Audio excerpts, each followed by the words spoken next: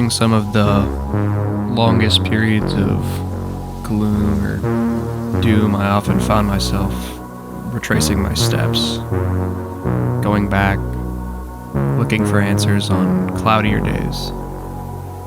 Sometimes it would be for comfort and longing and a sense of familiarity. Other times it would be about regret, trying to figure out where I went wrong or what experiences led me to where I am now. Maybe I do this because my memory is also getting cloudier. I want to go back together today. The seemingly unspecial place I grew up at. The place where it all started.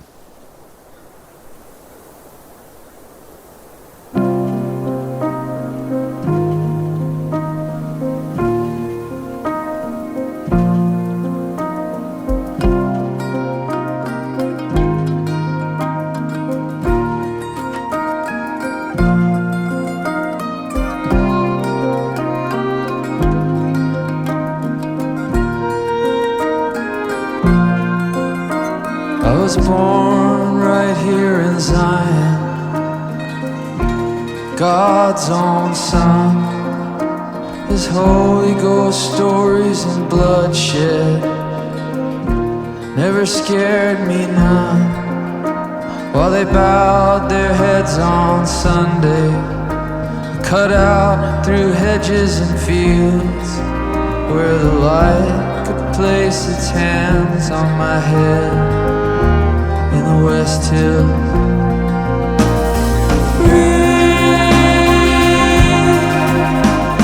West Hills,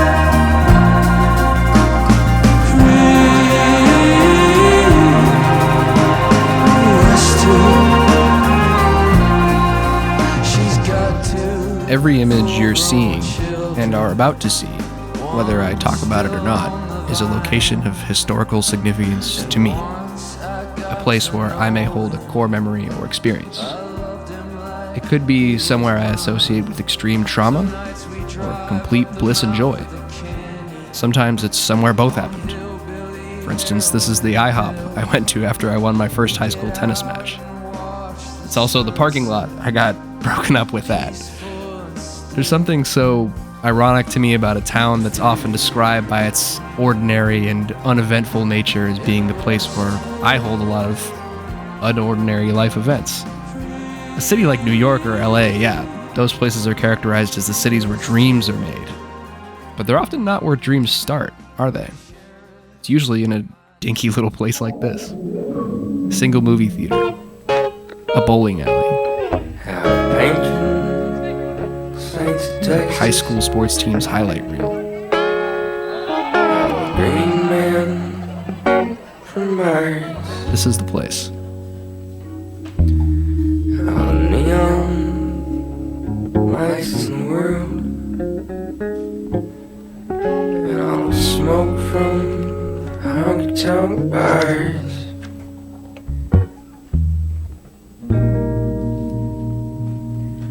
Turn your head out. I'm gonna head out, drunk in my car. And when I get home, I'll let you know. And when you get home, please let me know.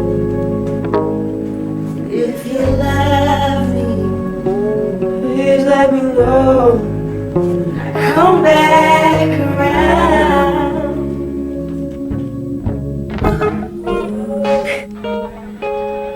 Rodeo lights,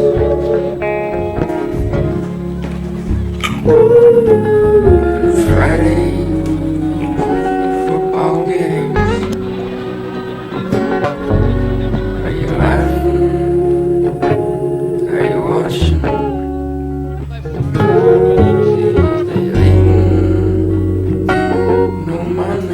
We even have the world's largest corn maze a few miles away. Turn your head round, see me under lights all blue like TV screen. You still love me, please let me know.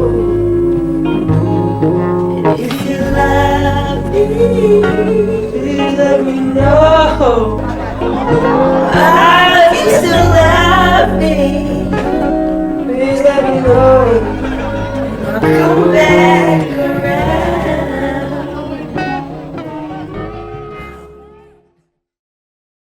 You know, my early childhood bullies were not typically what you'd expect.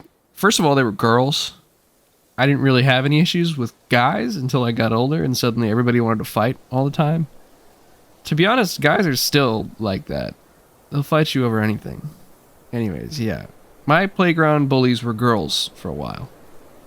They were also smaller than me and usually younger than me.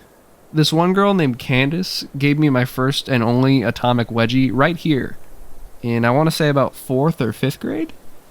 She actually picked me up by my tidy whities and carried me across this exact field by them while all my friends watched. I did not know that underwear could go that far up a person's body. It was truly an experience. My main nemesis throughout my elementary years, though, was named Elise Henshaw. She would chase me around and corner me and kick me in the shins, punch me in the balls, give me Indian burns, you know, the classics.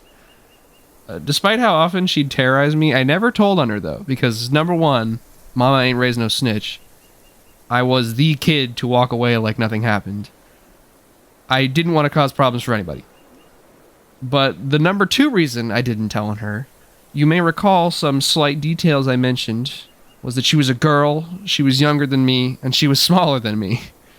I felt if I told anyone I got beat up by a girl, this would be kind of embarrassing, so I never did. I actually later found out that she only picked on me so much because she had a crush on me. So there you go. Elise, if you're somehow watching this, no bad blood.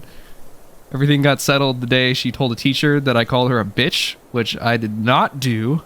And I got sent to the principal's office, which I was very upset about. I was a perfect child with a perfect track record, so this was a big moment for me.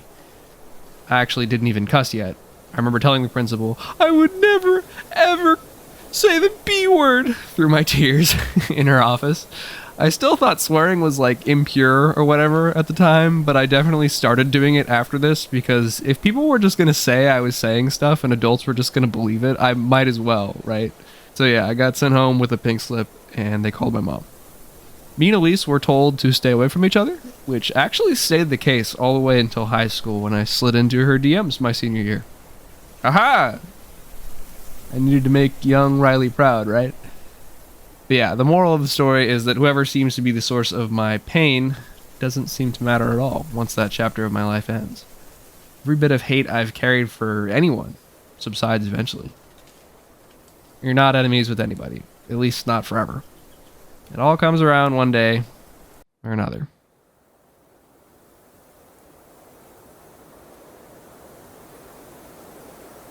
Hey, by the way, if you're ever in Vacaville, California, you should definitely check out the Rock Shop. It is a great place for a gift.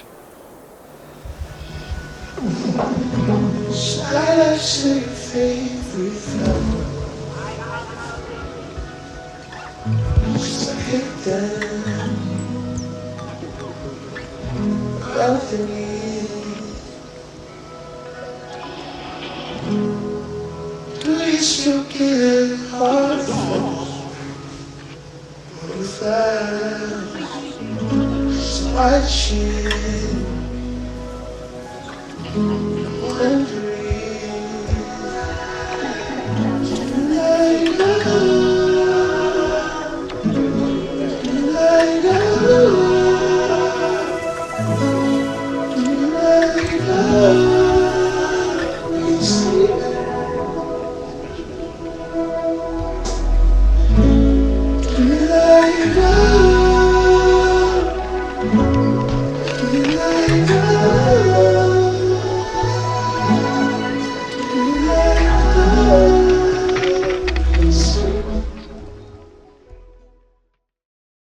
My best friend throughout most of elementary school was this kid named Nick, who actually may have been the living embodiment of Eric Cartman from South Park.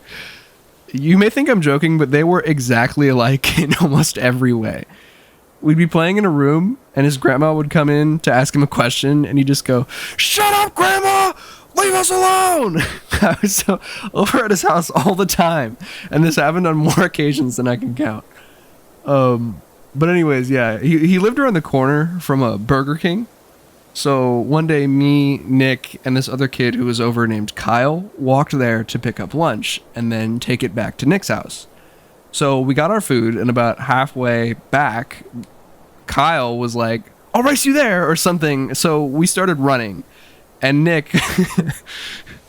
was, well, you know, he was Eric Cartman, so he yelled at us. He was like, "Guys, stop! I don't want to run! Stop right now!" But we didn't listen to him, obviously. We were already acting like it was the Olympics or something. Anyways, we run back to Nick's house, and we sit down at the table and start getting ready to eat, thinking Nick would be behind us in about 4 or 5 minutes, tops. We end up eating our whole meal, and Nick still isn't there yet. A decent chunk of time actually passed, enough for us to start thinking we maybe need to go look for him. But then he comes bursting through the door, like, fuck! All dramatic, like, just the most dramatic performance of all time. We asked him, like, "Dude, what took you so long?" And he goes, "You fucking assholes! When you ran away, I got hit by a fucking car!" His mom came, like, running into the room going, oh my god, are you okay?" We said, "Holy shit, where's your food?" And he screams at us, "It's all over the fucking street, you dicks!" And so me and Kyle, we felt so bad. His mom is, like, cradling him on the couch. She said it's probably best if we leave for the day, and we were like, yeah, probably. So we get on our bikes, and Kyle goes home as soon as possible, all awkward, and I'm about to head home myself, but then I have this weird feeling. So I go and check the street we have to cross to get to his house back from Burger King, which, mind you, is not a busy street, and there's nothing going on there. And there was nothing on the street either. This is it right here, actually. It looked just like this, completely clean, no sign of anything. So I ride back and check the trash can outside his driveway, and sure enough, I see a completely finished meal, you know, empty drink, empty fry thing, empty chicken nugget carton. I said, "This motherfucker ate it on the curb and then kicked us out for running away from him, didn't he?" This was not the first time he did this kind of shit. Sometimes he would invite us over saying we could make cookies, and then when they were done and out of the oven, he'd steal the whole tray and lock himself in the bathroom and only let us eat the rest when he came out and was done with them. Sometimes he'd just eat all of them. Another time he called my house and left a voicemail on our answering machine cussing me out and uninviting me to his birthday party because we got into an argument about something. I don't even remember what it was. He was a real life cartoon character though, man. I have to thank Nick. Though I do. He led me to making a lot of my first videos on the internet. I was inspired by him to create content and would often borrow his video camera for them. Here's a video of my old YouTube channel called Call of Duty in Real Life that I made with my friend at the time, Zach, in my backyard. And sure enough, there's Nick in the comments giving me his honest thoughts. I actually tried to peek into my backyard the last time I was up there visiting, but then this lady across the street said she was calling the cops even after I said I lived there for over 10 years. I guess she didn't remember me. So, side note, I almost died from falling from the top of this tree if it weren't for a branch catching me. I just wanted to add that in there real quick.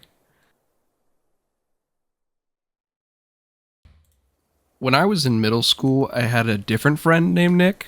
This wasn't the same one from the last story. This was Nick Panos, for the record. Anyways, he was a good friend with another kid named Caleb, who I always thought was just the coolest guy ever. I wanted to be friends with him so bad. I was at lunch one time, and Nick and Caleb were talking, and Nick calls me over to say, "What's up?" or something. I don't remember what he wanted to ask me. Probably like, "Hey, do you want to play Xbox later?" or whatever. But I remember walking over to them like, holy shit, this is my chance to, like, impress that Caleb guy. This is where we become best friends like I always wanted. And so I come over, and the first thing I say is ha, and this big wad of spit comes falling out of my mouth. I'm talking like an obscene amount of spit, like not swallowing for 5 minutes amount of spit. Anyways, it's just sitting there, dangling from my mouth, so I try to suck it back in, but it's so heavy and thick that I can't quite get it back in. So I try spitting it out, but it's too sticky to remove from my lips. So I'm just sitting there, I swear, for almost a solid 30 seconds to a minute, trying to spit it out and then slurp it back up and then spit it out and slurp it back. And eventually I just gave up, man. I just wiped it off with my arm and continued dogging like nothing happened. I just put it all on my sleeve and said, oh, sorry about that. Yeah, Xbox, let's do that later. And the look of horror and disgust on Caleb's face the whole time was so traumatizing, I swear. That image is burned into my memory. Anyways, I walked away from that so defeated because I felt like I fucked up my chance, man. I blew the interview or something. But that's what's funny is it didn't really end up mattering that much. With enough time, I think we had enough brief normal interactions together from then on that I probably started to give off the impression that I wasn't some loser and that he could afford to be seen hanging out with me. Caleb ended up becoming one of my closest friends from then on through most of high school.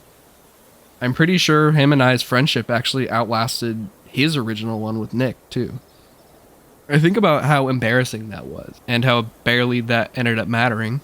And I guess it just goes to show you that they say first impressions are everything, but if you fuck up, you can always come back. I try to remember this when I realize someone's perception of me is low or I didn't show someone the best version of me right away. You can redeem yourself from anything with enough time and repetition to right wrongs.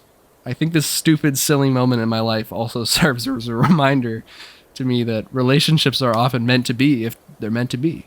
If they're not, they usually just aren't. It was not the end. Because hell, it wasn't supposed to be. What's going to happen to you will happen whether you want it or not. There's so many times like this that I can think of where I thought I fucked it all up and it ended up working out.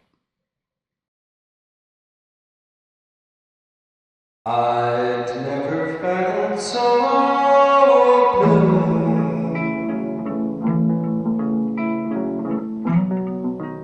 as the night I saw you. I tried to see you once again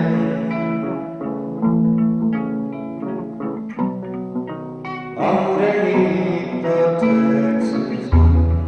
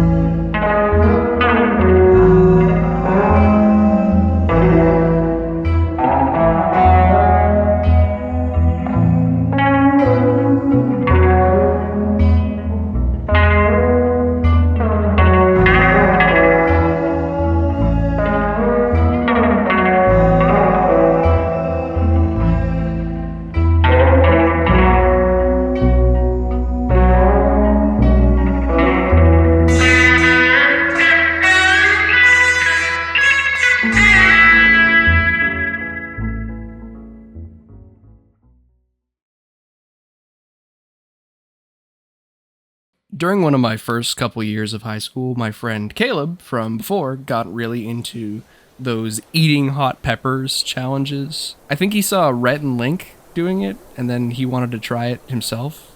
He even bought Carolina Reaper seeds online and started trying to grow some in his backyard. He took me, our friend Chris, and our friend Zach on our bikes down to the Walmart by our houses to find the hottest pepper we could in the produce section, which ended up being a pack of habaneros. We also bought these stupid sun hats they were having a sale for $5 on or something. I don't remember.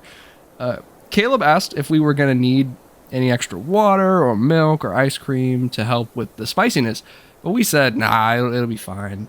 We rode over to the middle school to try it because it was the weekend and it had shade, and we all took a bite at one time. Everybody took it at once. I remember chewing, and the more I chewed, the more I felt like hot acid was in my mouth. I couldn't swallow. I spit it out, man. I was too scared. But everyone else finished it. Caleb was doing okay, but after a minute, Chris started begging Caleb to do something. He said, I don't know what you want me to do. You didn't buy the milk like I asked. Chris got right back on his bike and took off back to Walmart. I had never seen the dude pedal that fast. He was like Lance Armstrong. He just disappeared around the corner. Zach starts to freak out a minute after, so he runs back to get on his bike, but when he tries to pull it up, he goes too fast, putting his foot on the pedal, so he slips and eats shit. And at the same time, he starts throwing up. So me and Caleb are just standing there, watching Zach, trying not to get trapped underneath his bike, and puking all over the ground at the same time. Caleb is in tears from laughing and pain from the pepper, and I remember Zach turns choking through tears and vomit, and he's like, fuck you guys. He's still trying to get out from under his bike, by the way. We later found Chris at the front of the school with basically every empty milk jug you could imagine. Here's a picture right after this moment from Chris's old Instagram account. Needless to say, I'm really glad I didn't swallow the pepper, but I got to watch my friends die and come back to life. So, that was interesting. We probably spent the rest of the day fucking around at the creek around the corner. That's probably where I store most of my adolescent memories, if it's not the park by my house. It was a magical place, honestly. People took their dates there, you could build rope swings and bike jumps. It was definitely the best place to set off fireworks too. This one time, a guy we knew named Adam snapped a rope swing while riding on it and actually broke his ass. Like, I'm not kidding, broke his ass. I still remember him saying, ow, my tailbone. And we really didn't believe him until the next day he came to school and we saw him walking around. I've been in a lot of friend groups in my life. I get jealous of people who can maintain their friendships, even if somebody moves away, they get in a fight, or they just become different people. At times, I go over these funny memories in my head, and I get sad that I don't talk to any of these old friends anymore. But I don't think I miss the people, I just miss what they used to be. The only thing we have in common now is history. So.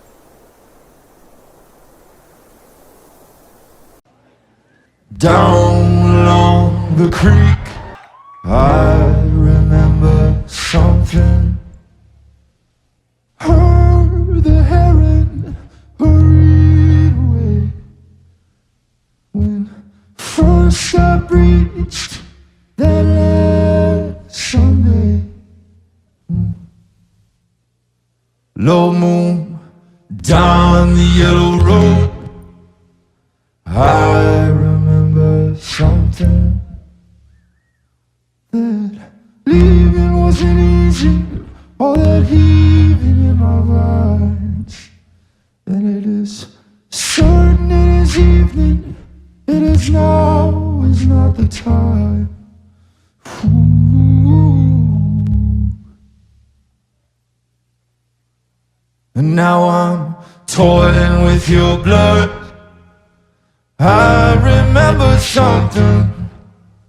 And being Russian, kissing on a night second to last. Finding both your hands, a second sun came past the glass. And all I'm trying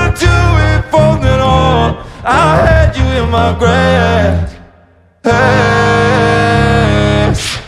Oh, then how are we gonna cry? 'Cause it once might not mean something. Love, a second glance, it is not something that we need. Only understand that I have been left here in the reeds, and all I'm trying to do is get my feet up from the creek.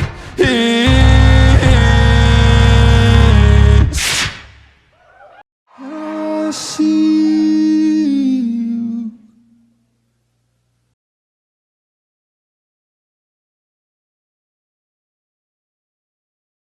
Turn around, you're my 18. Turn around now, you're my 18. Goddamn, turn around now, you're my 18.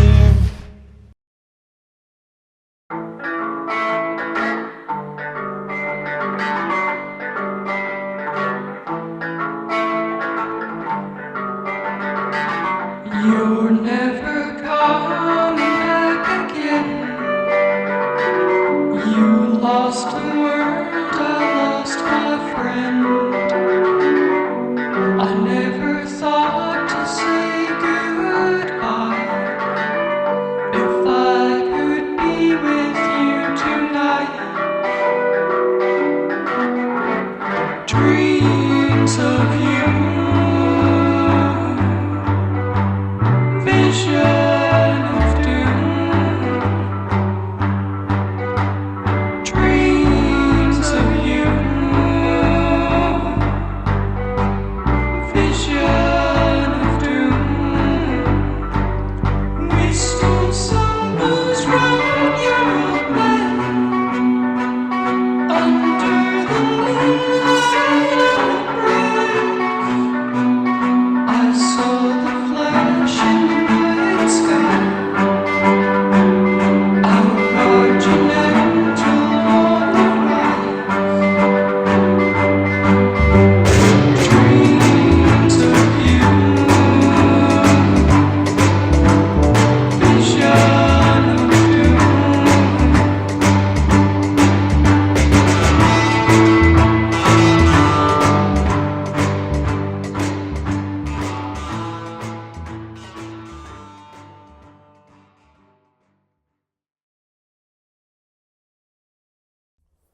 I know I've gone over a lot of emotionally significant places in these recountings, but there's one location that remains the most sacred to me, and that's a grouping of hills here on the outskirts of Browns Valley. There's a tiny spot in particular we called Pride Rock, a la The Lion King. You could look out and pretty much see the whole town, but to get there, you'd park way down at the bottom in the neighborhood, walk across the street, come around the wall, through the boulders at the bottom and the fence after it, and trek all the way up the winding hill. It was a great place to come and think if you just needed to decompress. You could bring whole groups here, just one person, or come by yourself even. The amount of deep late night talks I had with people who meant a lot to me in this exact spot is beyond numbers. Sometimes if I really just needed to think, I'd come here with nobody else and do homework or write. This stupid rock had confessional properties, I swear. I'm also pretty sure we saw a drug deal happen down on the street from here once. Like I said, it's on the outskirts, right off the main highway, so this would be the place to do one.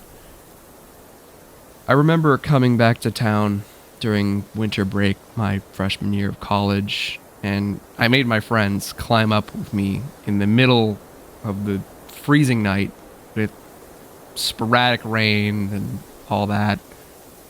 We trudged through mud and cold winds going like 30 miles an hour just to get up there and see nothing. The fog layer from the rain was too thick and the clouds were low, so we may as well have not even gone up.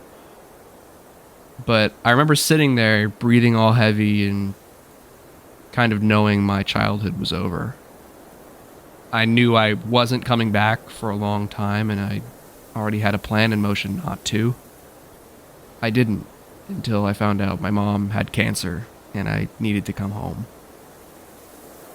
It was a memory of a clear day that had me going there that night. All these years later, and it's still basically untouched. So the same peaceful and quietness, like nothing's happened since. To any other hiker or passerby, this is such a typical hill with regular rocks and graffiti, just like so many others in California. And this quality mostly applies to everywhere I've shown you, honestly. Nobody would ever guess that these unceremonious fields hold an entire emotional archive for somebody. It's so stupid. You know what's funny, though? These stories now, they weren't when they were happening, of course. Thinking your best friend got hit by a car, getting atomic wedgies across the park, spitting all over myself, almost getting destroyed from the inside by a hot pepper. At the time I experienced those events, I was praying I could forget them as soon as possible. But now here I am laughing about them, hoping I never forget them. If I lose track of what made me, I'm gone. I'm realizing that now. I can already feel my memory getting hazier, but like I was saying earlier, comfort and familiarity is what kept me going on cloudier days. Every time that I do go back, it helps me see a tad more clearly what direction I'm headed in. For the last few years, I haven't seen one. But these memories always help me find perspective again, which is probably why I fear losing them. So, this is an effort not to. I still dream of Organon. I wake up crying. You're making rain, and you're just in reach. When you in sleep escape me, you're like my yo-yo that glowed in the dark. What made it special?